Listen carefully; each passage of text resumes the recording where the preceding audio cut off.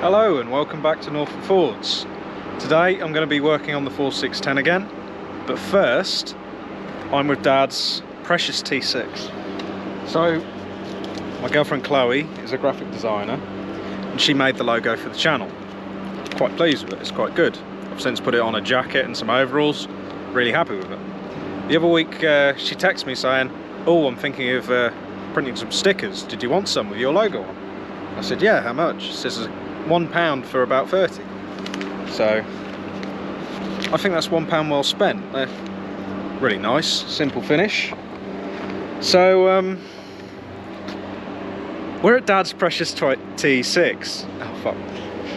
So we're at Dad's precious T6.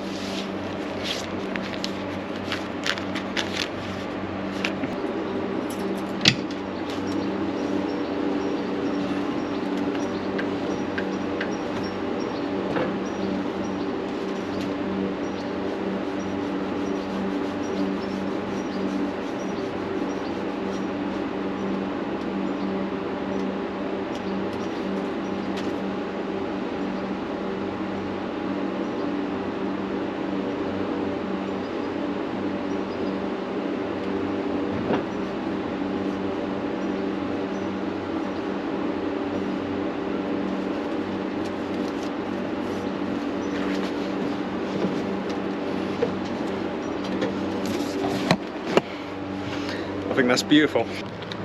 So now that that's out of the way, we'd better actually go and get on with some proper work and get the 4610 ready for baling. I think I've said it before, or at least if I haven't, I am now.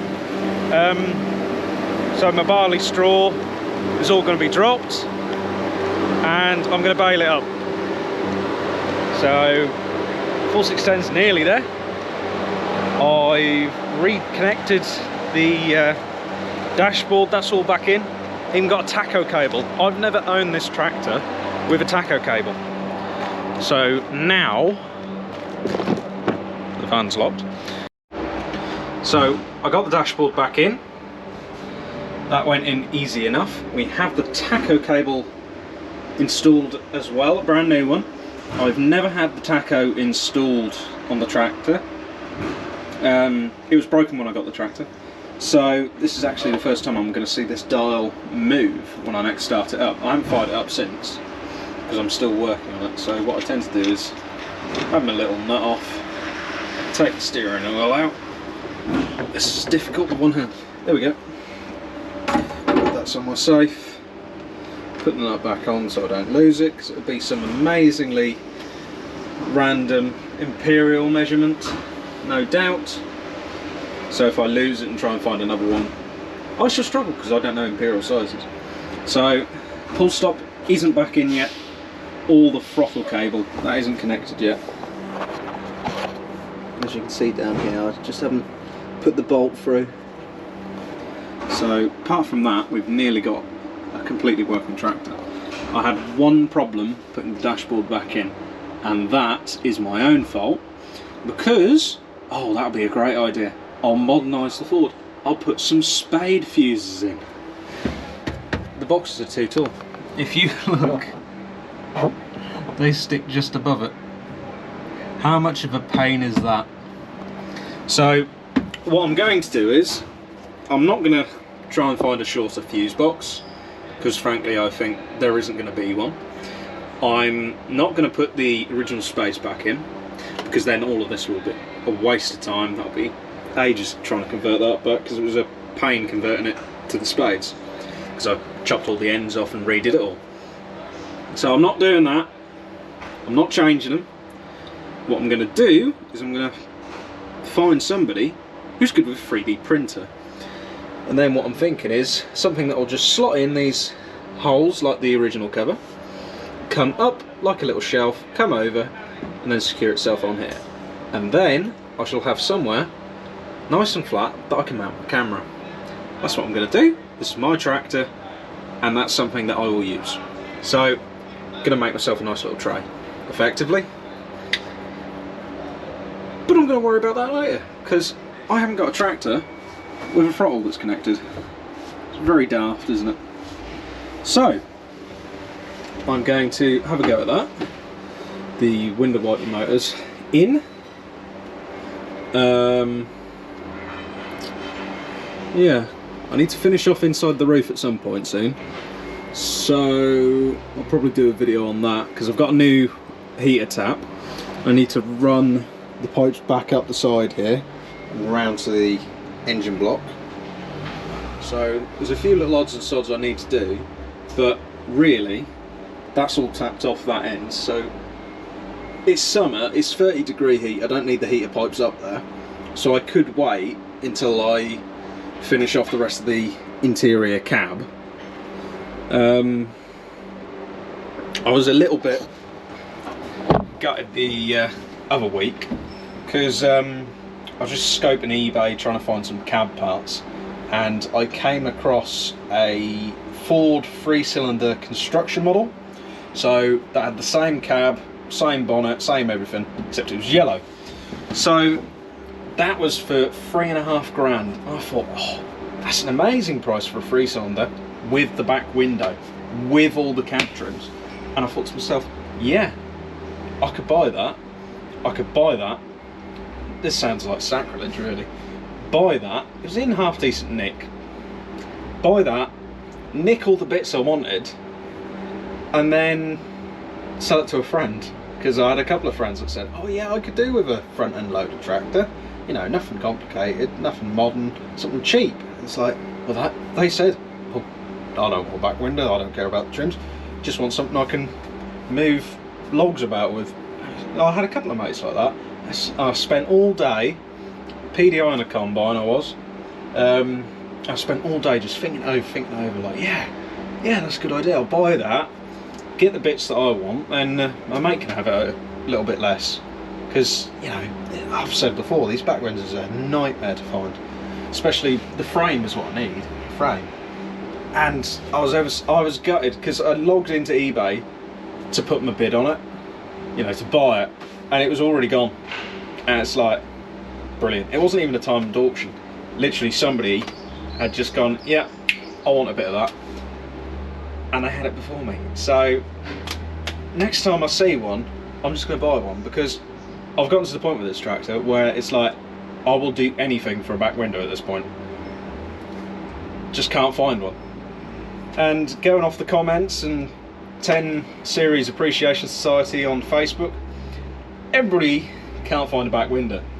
So it does seem like the only way you can get a back window is by buying a tractor with a back window. Yeah, how horrible is that?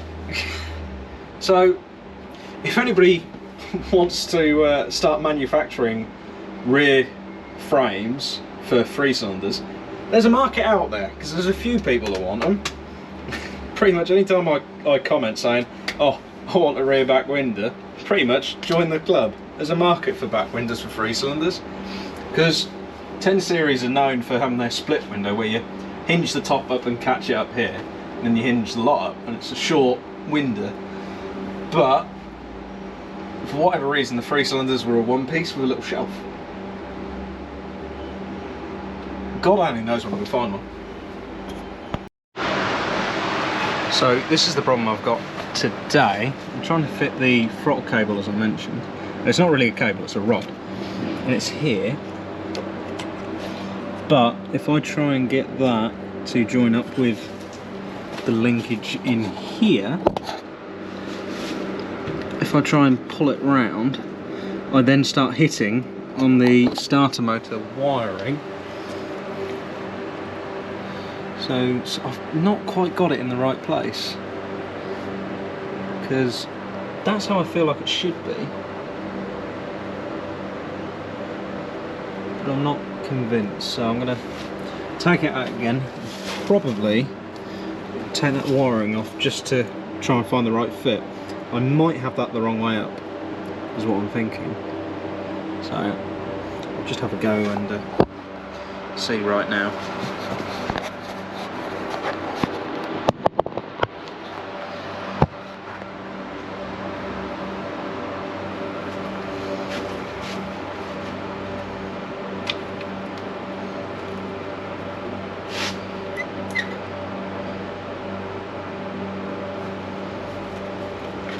So at the minute I'm going underneath all the wiring. I just can't remember which hole it's meant to sit in. I think it's meant to be this outside one. If I put it there, I then rub against the engine block. So, another problem with this tractor at the minute is I haven't taken the time to wash it because it just lives in the shed all this time, which is a real shame because it looks horrible with the amount of dust on it. I really need to give it another wash at some point. But literally, this is all just dust from being sat in the shed. But never mind, that'll come. I think I've got it stuck in the brake now.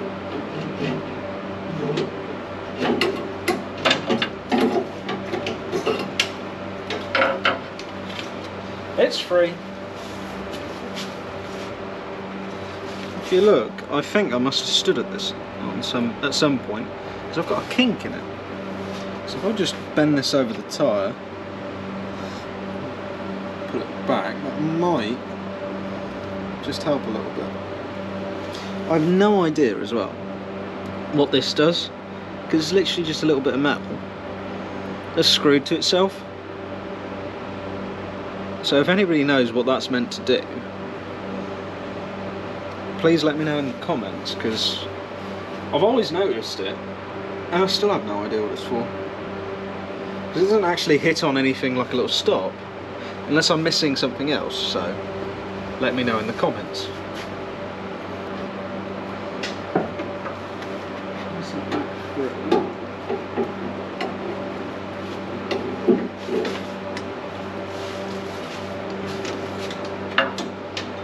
It's horribly awkward. Part of me wonders if I put the wires on right, just because it all just seems to be routed quite tight. Right, we're back, and I've moved this wiring. I can hardly see my hand in the way. I've moved it up out of the way so it's no longer running behind the starter. So now the rod runs quite nicely. It's not perfect, but it runs there at least. I am struggling a little bit. I've joined all this end back up as well, so now we actually have a foot throttle that works, but the return just isn't strong enough, so I need to think of something there. So when I was in college I did put this little diddy spring on here, but didn't pull it back at all really. And as for the pull stop cable, put that back on, but the cable's so bloody tight, I think I need to change it again. Cool, you go on. It's not quite right. I might try and put some silicone lube down that. It's a good idea for cables like that. But yeah, that spring ain't doing a whole lot. It's quite a light spring as well, so even if I put some tension on it, you know, like brought it down to an eye bolt here or something, I don't know if that would be enough to drag that linkage back when the hand throttle releases, because the hand throttle has like a little friction plate here which should just hold that level. But I'll probably look at that another day and probably sort that out, because I remember we'd be ploughing and you'd just see it slowly as it's going along. It'd be chugga chugga chugga chugga chugga chugga chugga chugga chug chug chug chug chug chug chug chug chug chug like that. But so maybe the throttle sticking isn't a bad thing, so it'll stay there. But beans, you can hear it already. Wham! So I've got the battery back as well, so I might as well connect it up and just make sure all the wiring is as it should be. Hold on.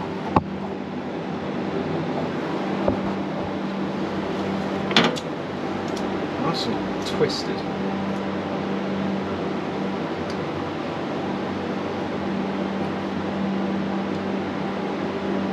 I can't actually remember where this clamp is meant to sit. I think it goes down there. This part perished anyway. So I think I said this in the other video. I had put a recovery unit on this battery, but that was last week, so whether or not this is going to be man enough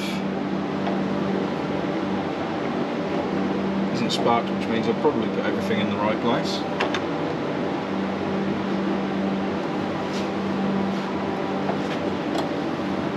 Ah, I know what I've done wrong. This is meant to slide between the fuel tank. Bear with.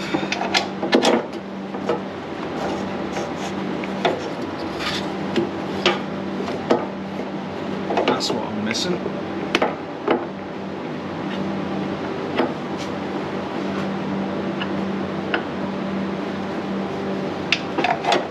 And the earth does the same. Yes, I still haven't riveted this down properly, but rivet guns are dreadful. Broke one the other day at work, so they've got skid plates on the bottom of the new headers, and the rivets are the biggest rivets I've ever seen. And they're that big, you know, a proper scissor type rivet gun, smacking it about like that, it just don't pop them. In fact, we had one rivet gun, which was pretty decent, pumping away on it, bang! Oh great, I've popped it. Pull it off. I haven't popped it, I've broken the teeth in the rivet gun, which is marvellous. So yeah, don't like rivets. Why not just use a bolt? Far easier. Anyway, rivets are dreadful. The battery's now on, loose, so I'm going to get a key and just make sure I've got the exciter wire back on the starter solenoid in the right place, because there's two spades that I could stick it on and it's not done anything so far, so I've probably got on the right one. Bear with.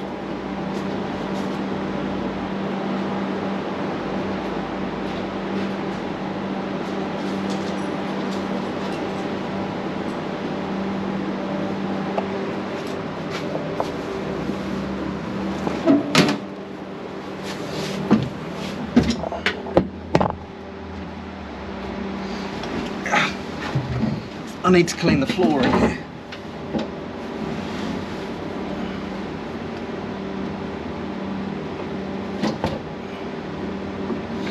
I also need to get a new throttle cable, because I don't think that helps trying to turn it back. Fans are on. Oh, that's a lovely breeze. I've had 30-degree heat this week, so that's actually quite nice. It's not that hot today, it's a little bit muggy, but who knows. Yeah, I've got that on the wrong one. Hold on.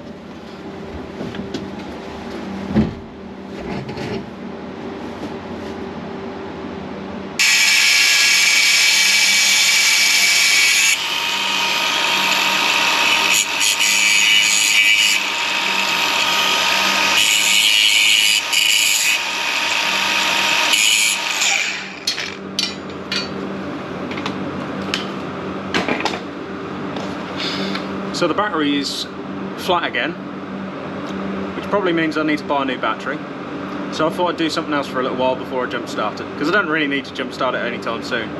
So I'm doing the window wiper. I've just cut the window wiper end, because where's the old end gone? Wherever that went, it doesn't fit the new bit. The new bit, they give you an adapter where you have to cut off the end, and then it's still too bloody wide.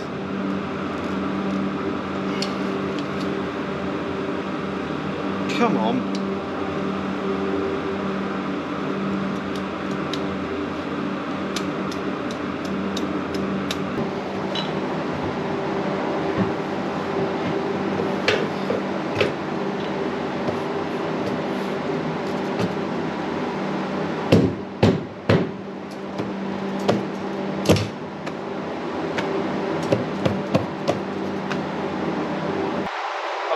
Properly. I had to bend it like a banana.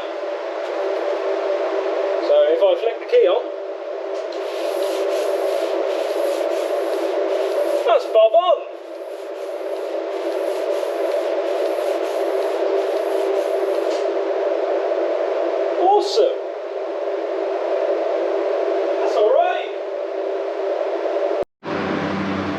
So I'm now putting the lights back on, sort of thing, and I've come around to the number plate.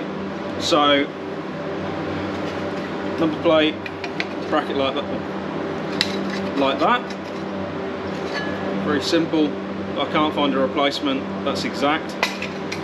At work, I found a Gator rear number plate holder, and the holes line up perfectly, and it doesn't look too far out. So I'm just going to, because the bulb insert's a bit different, I'm just going to drill out this hole here, just so it's a bit bigger. Then we're laughing. So let's go drill.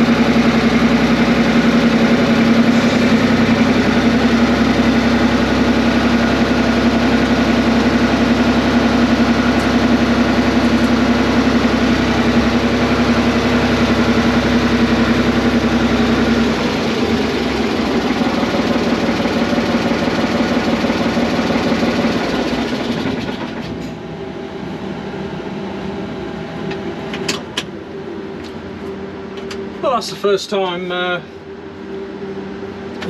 first time since putting everything back together that I've ran at full speed. That's pretty good. The throttle was connected, all the gears were there. I went through them all and tested them out, and it was all good. Chloe's refitted all these side panels. I love her, but she didn't put that screw in very well. Put that somewhere safe. Right. I've turned it around in the shed because I want to take the pickup hitch off again, because the one of the bolts has got a very poor thread on it, so I want to take it all out and retap that one thread, and then I'm confident then we'll be able to pull a baler on the old hitch. Luckily it will be on drawbar, not pickup hitch, you know, pickup hitch hook, because our hook is very worn down, so drawbar is the only way forward. So I'm happy. I've got most things working. Off camera I got the side lights on. I might as well show you.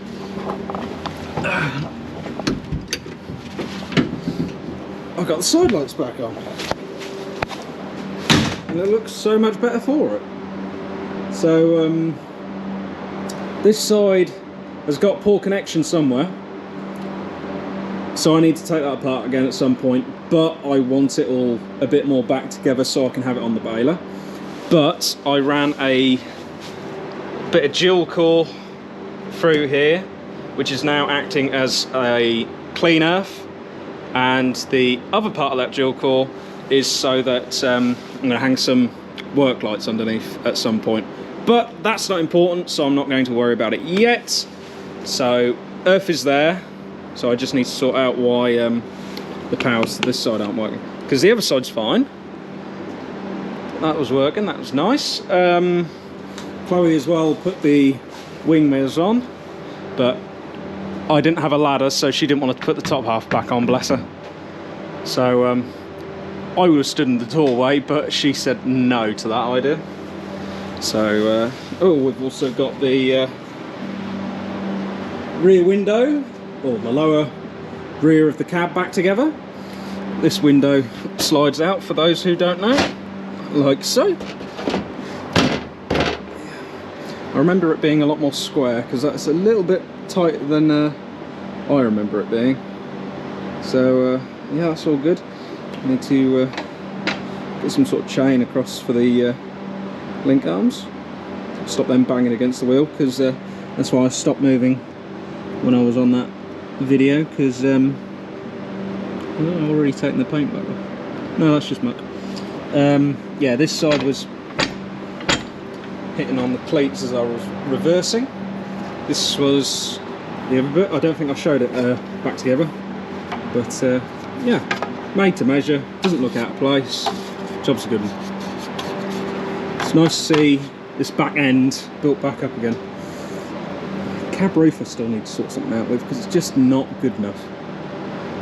It's all beaten and battered, and I wish I'd have tidied up that corner, but the hinge piece as well is a bit dodgy. Whenever I lift it up, I can hear it like cracking and scraping, and oh, it's just not very nice.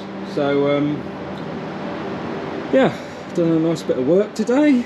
This is the thread hole I said about, so that's just a simple case of, oh, I can nearly do it now.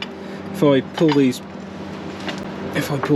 out, come on, it's not going to, it's too heavy. Drop that down.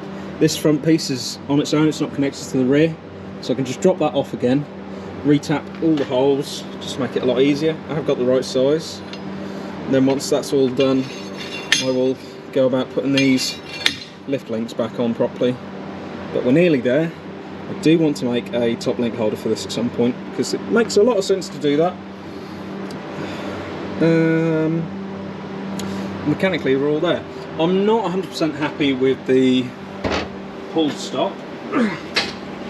It's just that little bit too tight. Same with the throttle, it's just not got enough pull back on the throttle, which is a bit frustrating, because you do want it to stick, but it's sticking at a little bit of revs. And actually, I just realised I never checked if the tacho cable was working, so let's just spark it up again.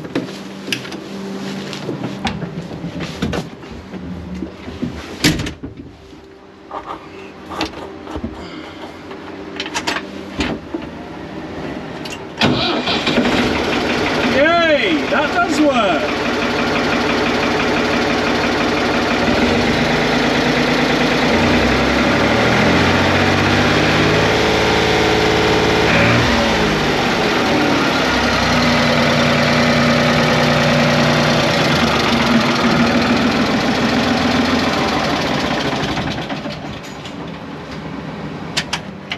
So as you can see, that's a little bit tight.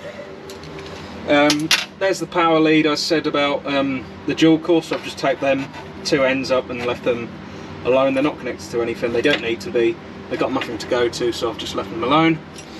I'm going to take the exhaust with me to work tomorrow, and I'm going to try and find a decent clamp, because, oop, drop the keys in there, because I don't really ought to have that loose anymore. I need to have that down again, because there's no real benefit to it being removable at the minute, apart from the fact when I have the bonnet up, because I haven't got a bonnet rod, whatever you want to call it. So yeah, 4610 has had a nice little bit of pamper day today, so I'm very happy. It's obviously still far from perfect, but it's not a day's work away from being ready to go on a baler. So watch this space. So yeah, thank you for watching. Subscribe, like, and we will see you in the next video, and stay tuned for more of the 4610. So see you later.